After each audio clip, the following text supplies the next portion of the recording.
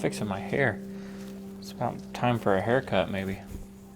Well, if you can bear with this crazy hair, then listen up. Let's talk about Piegan Pass. All right, so Piegan Pass, big hike day.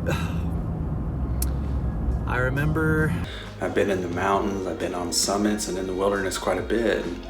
Nothing has ever felt quite like that pass. Oh geez, Piegan Pass. I love that day. We call that day Big Hike Day.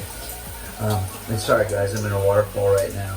I believe I was the first to say Big Hike Day, so I'd like to go ahead and earn my credit where credit is due.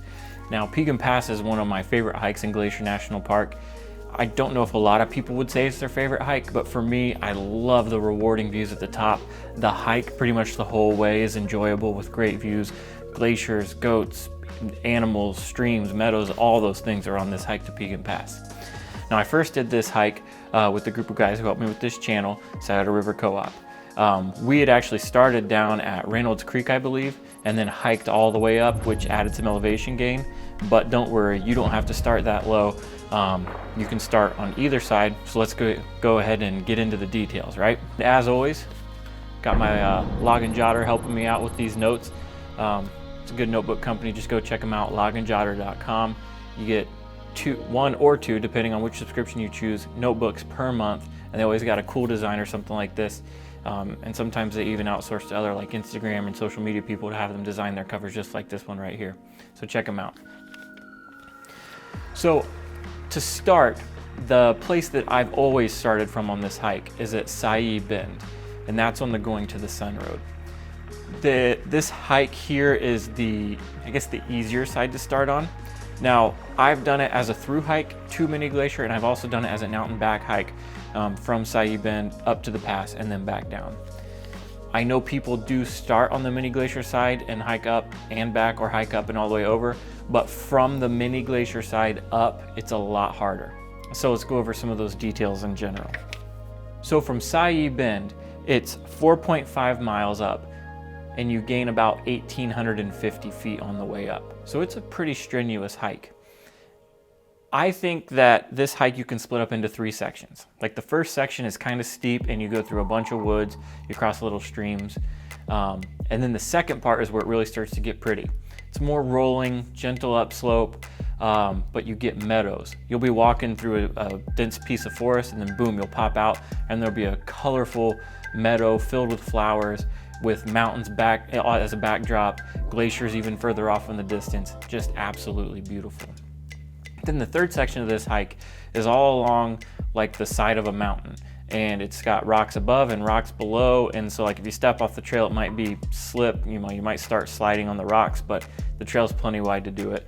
And once you get here, if you look off to the south, I believe it is, across the valley, you can see Blackfoot, and I think it's Jackson glaciers off in the distance. Huge glaciers taking up like multiple mountain peaks is what it looks like.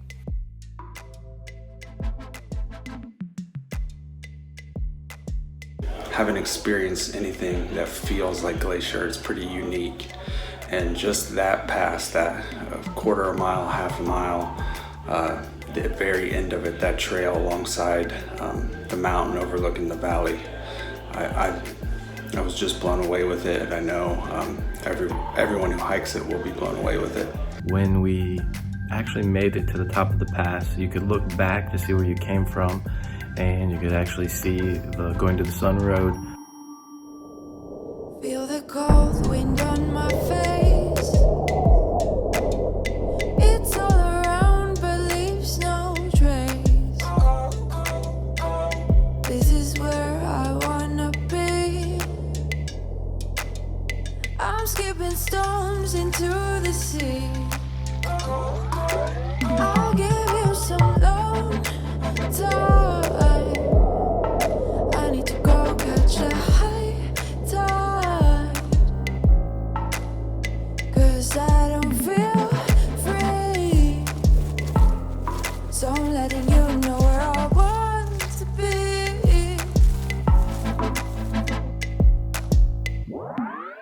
Driving by the shore,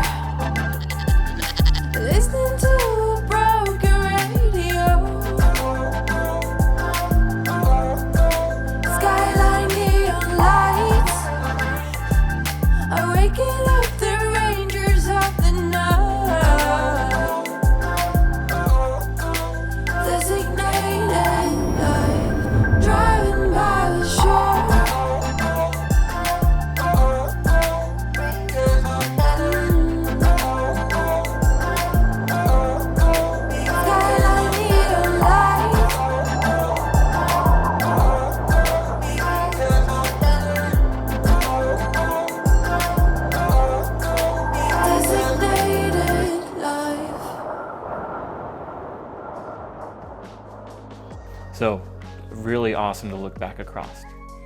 And so then you continue your way up to the pass itself, and once you get up there, you kind of are met with these like, I don't know, like beach ball, bigger size rocks that make a perfect place to sit, have lunch, and there's even like a little soft grass type of thing at the top here. And those little like, I don't know if they're called ptarmigans or little squirrel things, whatever they are. I think ptarmigan's a bird actually, so maybe not. What are those things called? I think it's a closing, marmots, little marmots running around up there. I don't know. Somebody, go check out Adventure Archives if you want to know exact details on animals, trees, and plants, and all that stuff. For me, I just tell you what I like. It was so lush at the pass. The grass was just soft, comfortable to sit on. But on the other side, as we sat there, I think we had lunch there, you could see the garden wall, which was just kind of breathtaking, and look down towards where we were heading. So anyways, we get up there. Every time I've gone up there, I've had lunch, I've had coffee. That's my thing. I go to these places, pop up at the top, take in the views, I earned it, right? And so I'm looking, and when you're up there, you can see Piegan Saddle, I believe, is off to the left. Some people hike all the way up there for an even better view. Lunch was amazing up at the top of the pass. I mean, you can't really ask for better views than that. I have a good time lapse of that whenever we were eating. And just everywhere you look, there's marmots and ground squirrels. And the rivers down at the bottom of that valley were just beautiful. I mean, water was crystal clear, freezing cold, and it was definitely, I would say, the best hiking day out of the whole trip. But as you're up there looking down, you can see these deep bluish colored, like, I don't know, like snow melted ponds or pools down along the way.